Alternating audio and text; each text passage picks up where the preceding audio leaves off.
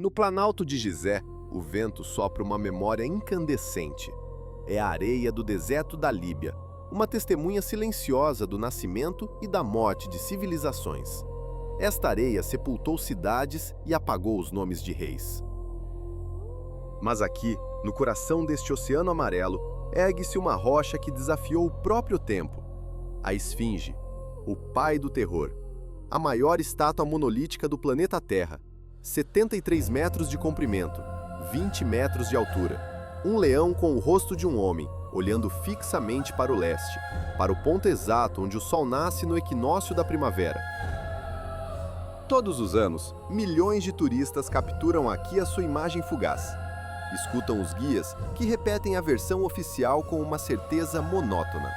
A Esfinge foi construída pelo faraó Khefren, por volta de 2500 antes da nossa era. Um retrato do próprio rei. Habituamo-nos a esta data. Está inscrita nos manuais de história. Parece tão inabalável como as próprias pirâmides. Mas, e se essa data for um erro? E se esta pedra nos estiver a mentir? Ou, mais precisamente, se estivermos a mentir a nós próprios ao olharmos para ela? No final do século XX, uma revolução silenciosa ocorreu em Gizé. Não houve disparos nem explosões. Apenas o som de um impacto sísmico e o zumbido de um georradar. Um grupo de cientistas, geólogos, geofísicos e engenheiros decidiu testar não os mitos, mas a física da pedra. Chegaram não com papiros, mas com instrumentos. E o que encontraram fez o mundo acadêmico estremecer. A pedra falou e contou uma história que não se encaixa em nenhuma cronologia conhecida. Descobriu-se que existem cavidades sob as patas da Esfinge. Descobriu-se que o seu corpo está sulcado pela água, não pelo vento e pela areia. Descobriu-se que a sua cabeça é o resultado de uma grosseira cirurgia plástica da antiguidade. Estamos no limiar de uma descoberta que pode envelhecer a civilização humana em milhares de anos. Esta é uma investigação onde as pistas são a erosão, os sismogramas e os mapas estelares. Bem-vindos à zona da arqueologia proibida.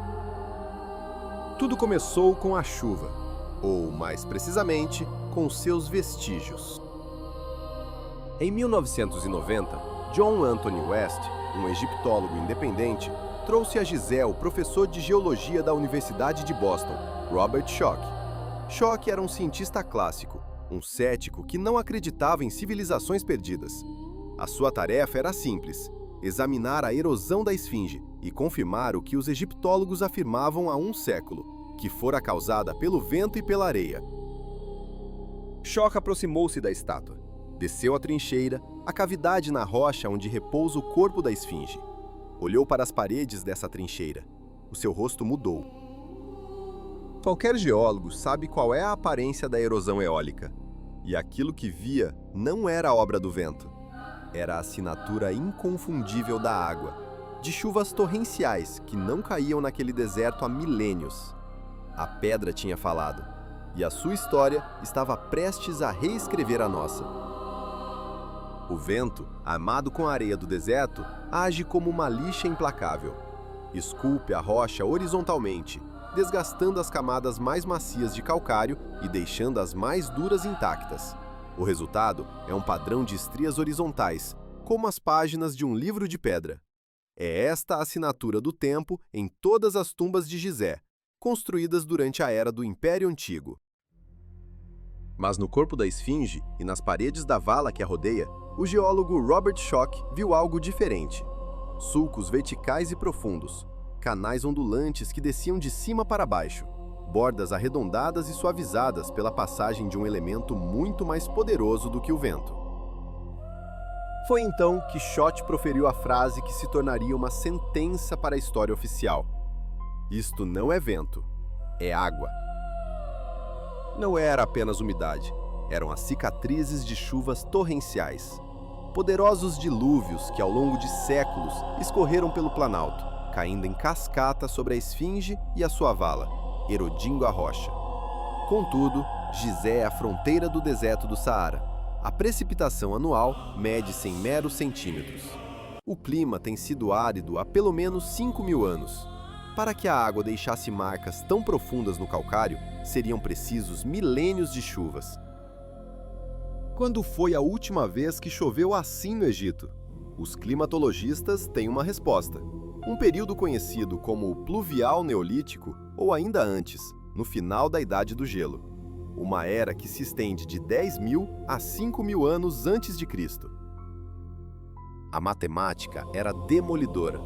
Se a erosão foi causada pela chuva, a esfinge já aqui estava quando o Saara era uma savana verdejante. Teria sido construída no mínimo 2.000 anos e talvez até 5.000 anos antes do faraó Quefren. 5.000 anos antes do próprio Egito dinástico. Naquela época, segundo a versão oficial, a humanidade vivia em cabanas e caçava com machados de pedra. Quem na Idade da Pedra poderia ter esculpido uma estátua com o comprimento de um campo de futebol e o peso de 20.000 toneladas? Schoch publicou as suas descobertas. A comunidade egiptológica reagiu com fúria. Exigiam provas. Onde estão os artefactos? Onde estão os assentamentos? Mostrem-nos as pessoas que fizeram isto. A resposta de Schoch era de um cientista focado na sua disciplina. Eu não sei quem a construiu. Sou geólogo. E a pedra diz que tem mais de 7.000 anos. Era um impasse. A pedra contra os livros de história. E a pedra estava a vencer. Mas Schoch não estava sozinho. Com ele viajou o geofísico Thomas Dobek, equipado com tecnologia de prospeção sísmica, uma técnica que envia uma onda sonora para o subsolo. Essa onda viaja, reflete em camadas de diferentes densidades e regressa a sensores na superfície. Um computador, por fim, desenha um mapa do que se esconde sob a Terra. Dobesky começou a sua análise, metro a metro, ao redor do perímetro da esfinge. E então, chegou às patas dianteiras. Os instrumentos registraram uma anomalia. Sob a pata dianteira esquerda, a uma profundidade entre 2 e 9 metros, o sinal sísmico mudou drasticamente. A onda sonora abrandou e refletiu-se em limites nítidos e definidos. Havia um vazio. Não uma caverna natural, cujas formas são irregulares e caóticas. O que o computador desenhou foi um retângulo, uma câmara de proporções perfeitas. A rocha, desgastada pela água de um mundo esquecido, guardava um segredo ainda mais profundo. Um eco de uma arquitetura que precede a própria história que nos habituamos a contar. A pedra não mente, apenas aguarda que aprendamos a fazer as perguntas certas. 9 por 12 metros. Ângulos perfeitos. O teto da câmara encontrava-se a apenas 1,5 metro sob a superfície da pata. As medições foram repetidas. O erro estava excluído. Tratava-se de uma estrutura artificial. Um salão. Uma sala. O mundo recordou a profecia de Edgar Cayce, o místico americano que na década de 1930, em transe, falou de um salão dos registros sob as patas da esfinge. Ali estaria escondida a história da Atlântida. A entrada, previu ele, seria encontrada no final do século XX. Os cientistas não são místicos. As profecias são-lhes indiferentes. Mas a coincidência das coordenadas era assustadora. Mais do que isso, um sismograma revelou um túnel que partia desta mesma câmara, mergulhando nas profundezas do Planalto em direção à segunda pirâmide, a de Quefren. O que jaz nesta câmara? Uma biblioteca, ouro ou apenas o vazio? As equipas preparavam uma plataforma de perfuração. O plano era introduzir uma câmara de fibra ótica. Mas, subitamente, as autoridades egípcias anularam a sua licença. Os trabalhos foram interrompidos. Uma nova vedação cresceu em torno da esfinge. A razão oficial?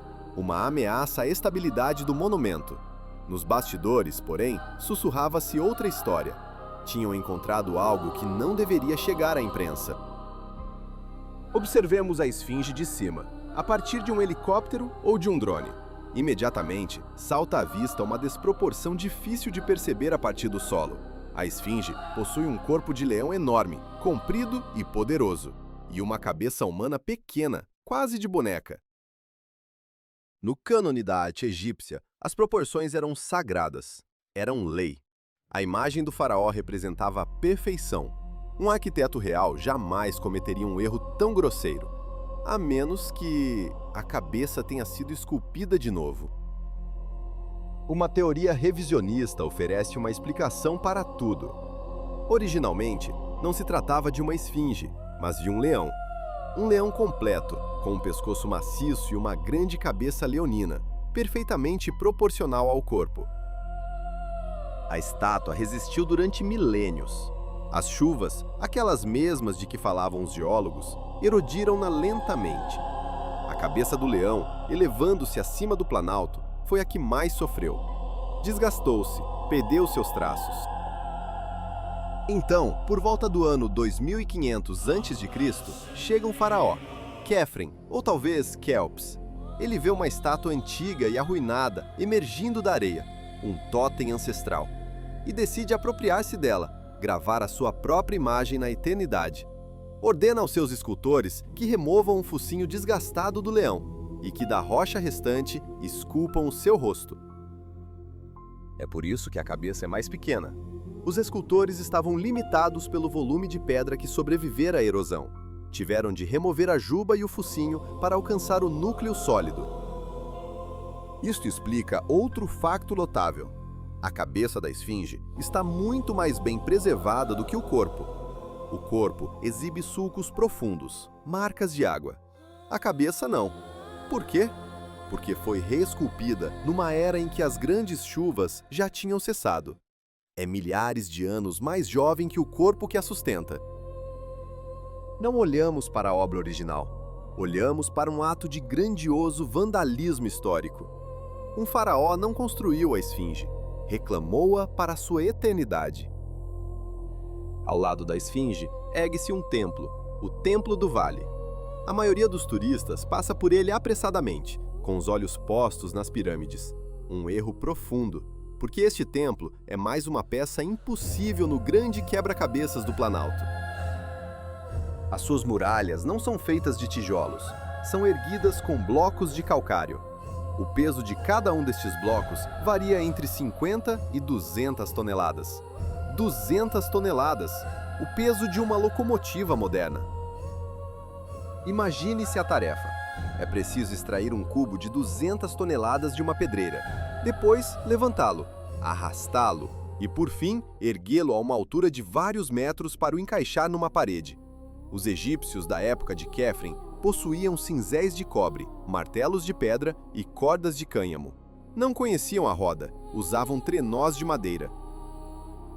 Como se pode içar 200 toneladas com uma corda frágil? Ela romper-se-ia.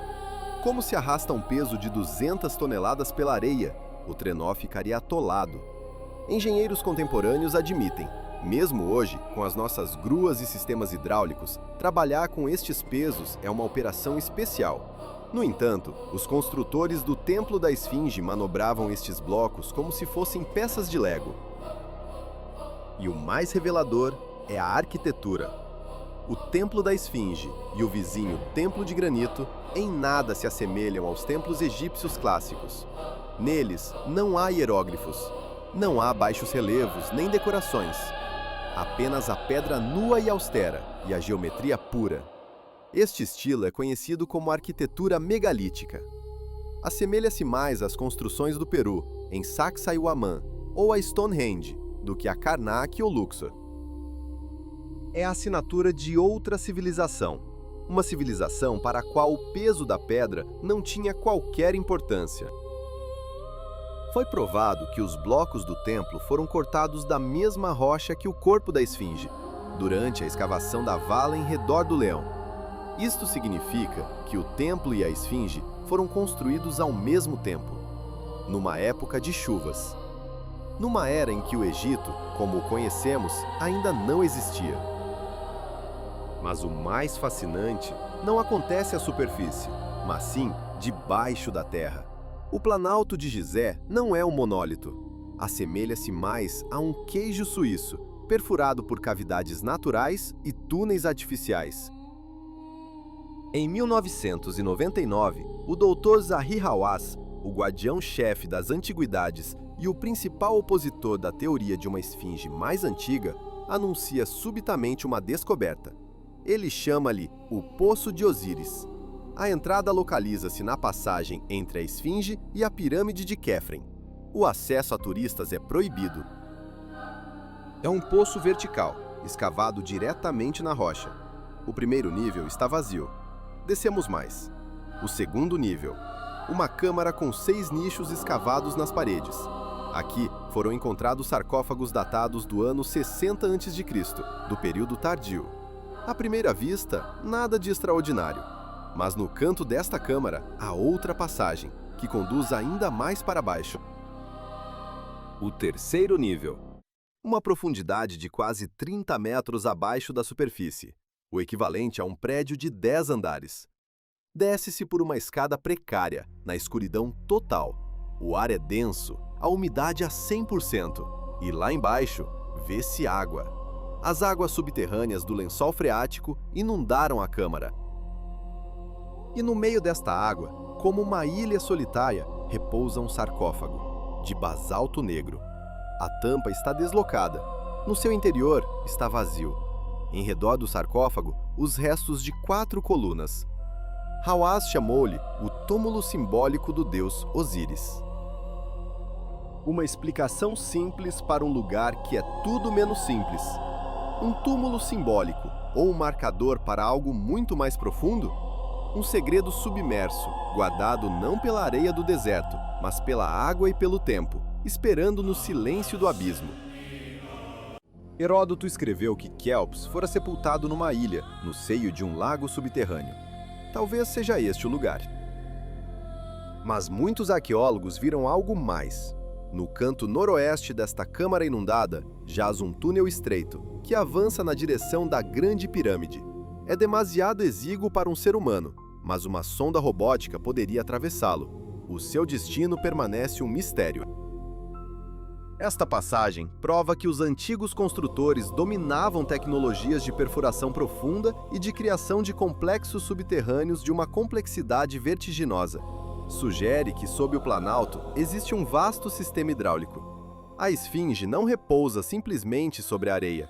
Ergue-se sobre o teto de uma colossal cidade subterrânea ou de um complexo técnico. Oficialmente, a esfinge é um monólito, uma única pedra. Mas os arquivos sussurram uma história diferente. Na década de 1920, o engenheiro francês Émile Baraise conduziu uma restauração em larga escala da esfinge, libertando-a das areias do tempo, e tirou centenas de fotografias. Estas imagens a preto e branco revelam o que hoje está oculto: uma abertura no topo da cabeça da esfinge, agora cimentada.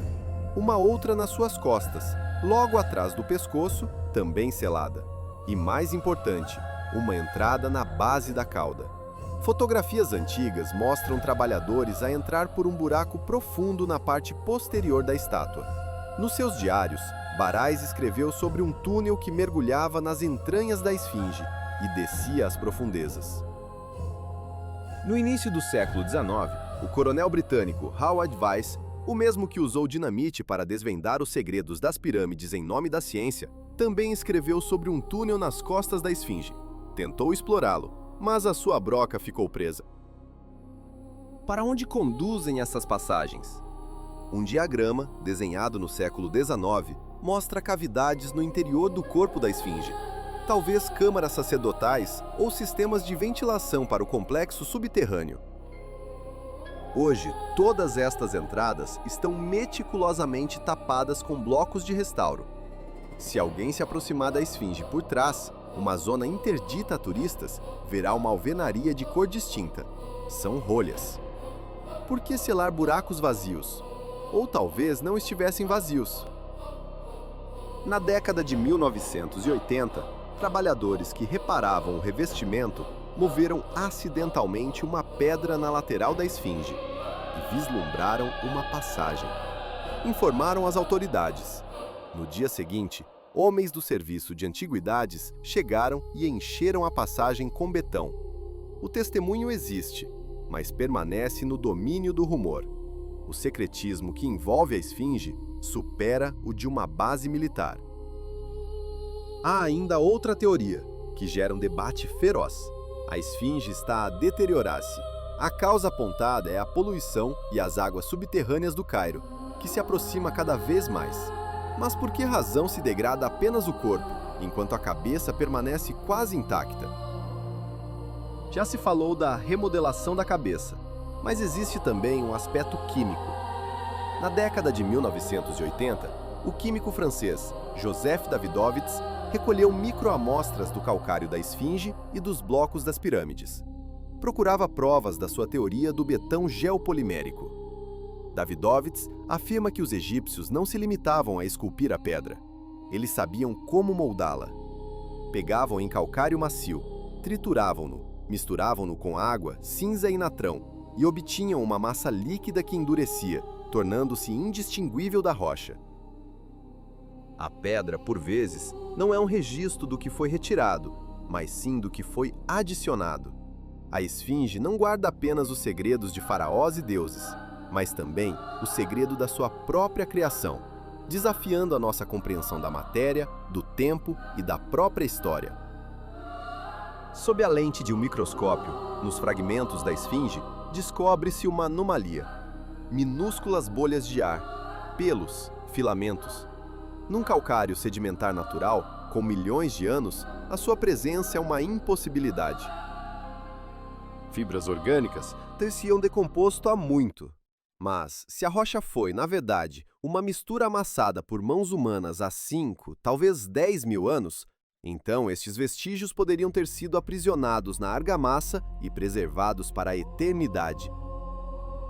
Se a esfinge, ou pelo menos as suas reparações, foi parcialmente moldada numa forma de betão antigo, isso explica o ajuste perfeito de alguns dos seus blocos. Foram fundidos diretamente no local. Uma tecnologia que consideramos pertença da era moderna. Química de polímeros na Idade da Pedra? Esta ideia, por si só, altera a nossa percepção das capacidades dos antigos. Talvez não precisassem de milhões de escravos, mas sim do domínio da química. Mas para decifrar o enigma da esfinge, é preciso desviar o olhar da terra e apontá-lo para os céus.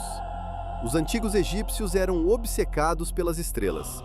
A sua arquitetura é um reflexo do cosmos, um mapa celeste gravado em pedra. O engenheiro Robert Bauval notou uma estranha particularidade. As 3 pirâmides de Gizé não formam uma linha reta perfeita. A terceira, a mais pequena, a de Menkauré, está ligeiramente desalinhada para o lado, exatamente como as 3 estrelas do cinturão de Órion. 2 brilhantes e uma, mais tênue, ligeiramente deslocada. Bauval sobrepôs o mapa das pirâmides ao mapa do céu. A correspondência é ideal. As pirâmides são o cinturão de Órion na Terra. E a esfinge? A esfinge é um marcador do equinócio. O seu olhar está fixo, rigorosamente a este. No dia do equinócio da primavera, o Sol nasce diretamente diante dos seus olhos. Os astrônomos antigos conheciam o fenômeno da precessão, a lenta oscilação do eixo da Terra. Devido a esta precessão, a constelação em que o Sol nasce no equinócio muda a cada 2160 anos. São as eras zodiacais. Vivemos agora na era de Peixes, em transição para a de Aquário. Na época dos faraós, por volta do ano 2500 a.C., era a era de Touro. O Sol nascia na constelação do Touro. Se a esfinge tivesse sido construída pelos faraós, a lógica ditaria que fosse um touro, o sagrado boi Apis. Mas é um leão. Quando é que o Sol nascia na constelação de Leão? Os programas astronômicos permitem-nos recuar o tempo nos céus. A Era do Leão teve o seu início em 10.500 a.C. Foi precisamente em 10.500 a.C., no dia do equinócio da primavera, que a esfinge encarou o seu reflexo celestial, a constelação de Leão a erguer-se no horizonte. E nesse exato momento, as estrelas do cinturão de Órion atingiam o seu ponto mais baixo no meridiano, alinhando-se na perfeição com a disposição das pirâmides do solo. É o momento da correlação primordial, um relógio estelar. Todo o complexo de Gizé parece ser um gigantesco cronômetro de pedra, que aponta para uma data específica, 10.500 a.C., 8.000 anos antes do início da história oficial do Egito, a mesma época em que as chuvas torrenciais erodiram a pedra. A geologia e a astronomia apontam para o mesmo ponto no tempo. Coincidência ou uma mensagem? Por que é que este conhecimento não é ensinado? Por que não consta nos livros de história?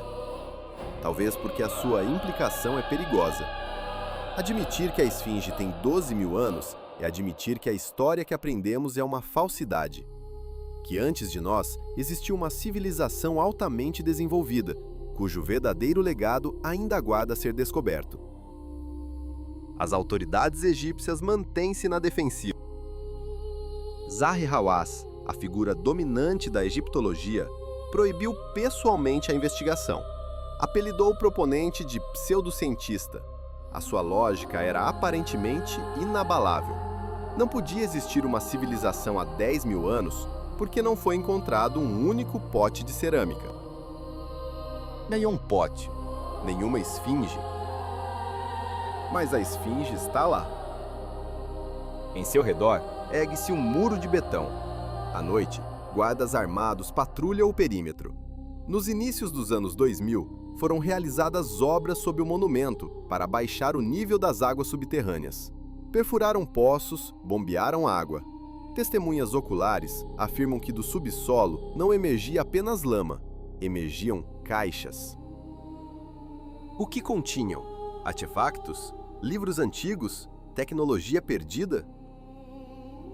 Teóricos da conspiração acreditam que o lendário Salão dos Registros já foi encontrado e que o seu conteúdo é de tal forma chocante, talvez a prova de uma origem extraterrestre ou a chave para a energia livre, que se decidiu ocultá-lo da humanidade. Ou talvez, apenas talvez, o que encontraram foi a história da queda dessa mesma civilização, um aviso de um cataclismo que os varreu da existência e que nos pode varrer a nós. Se a civilização que ergueu a esfinge era tão poderosa, para onde foi? Onde estão as suas cidades, as suas máquinas? A resposta pode estar aprisionada nos gelos da Groenlândia. Os climatologistas sabem que por volta de 10.800 anos antes da nossa era, mais século, menos século, a Terra sofreu uma catástrofe global, o período do Dries recente. A temperatura caiu abruptamente. Depois, subiu de forma igualmente drástica. A teoria principal aponta para o impacto de fragmentos de um cometa sobre o manto de gelo da América do Norte. O resultado? Um degelo instantâneo, de tsunamis gigantescos, uma subida do nível do mar em mais de 100 metros. A água varreu todas as cidades costeiras, pois as civilizações florescem sempre junto à água. No Egito, o evento terá provocado chuvas torrenciais, as mesmas que erodiram a esfinge. Uma grande cultura foi aniquilada em questão de dias. Os poucos sobreviventes regrediram, perderam o conhecimento. Restaram apenas os megalitos, as pirâmides e a esfinge, as estruturas mais duradouras, construídas para a eternidade. Os egípcios dinásticos, que chegaram milhares de anos depois, encontraram essas ruínas. Já não sabiam quem as tinha construído. Chamaram-lhe Zep-Tepi, o primeiro tempo, o tempo dos deuses. Começaram a repará-las, a usá-las como fundações, a inscrever os seus próprios hieróglifos. Olhamos para a esfinge e vemos a obra dos faraós, mas na verdade, poderemos estar a ver a obra de uma civilização que sobreviveu ao apocalipse. E assim, encontramo-nos novamente perante a esfinge. Mas agora, a sua imagem é diferente. Já não é um postal, é uma testemunha. Jaz na sua trincheira de pedra, ferida pelas chuvas, com um rosto estranho, reesculpido por um rei vaidoso. Sob as suas patas, um vazio que pode conter as respostas a todas as perguntas. No seu corpo, túneis selados. Os seus olhos fitam as estrelas, recordando um céu que era outro há 12.000 anos. A esfinge é uma cápsula do tempo, uma mensagem numa garrafa, lançada num oceano de areia. E nós caminhamos em seu redor, auscultando-a com pequenos martelos, perscrutando-a com radares, eternamente à procura de um eco de nós mesmos na sua imensa e silenciosa solidão. Sentimos que a decifração está próxima, mas a esfinge sabe guardar os seus segredos. Nos mitos gregos, o seu desafio ecoava: decifra-me ou devoro-te. Contudo, o seu maior enigma é ela própria. Talvez o nosso receio em desvendar a câmara sob a sua pata não se deva ao medo do vazio. Talvez o medo seja de lá encontrarmos um espelho, e ao olharmos o nosso reflexo, vermos que não somos o pináculo da evolução, mas apenas sobreviventes nas ruínas de gigantes. Sobreviventes que perderam a memória. O sol põe-se, as sombras alongam-se, a esfinge mergulha na escuridão, para amanhã, uma vez mais, saudar a alvorada. Ela espera. Ela tem tempo. E nós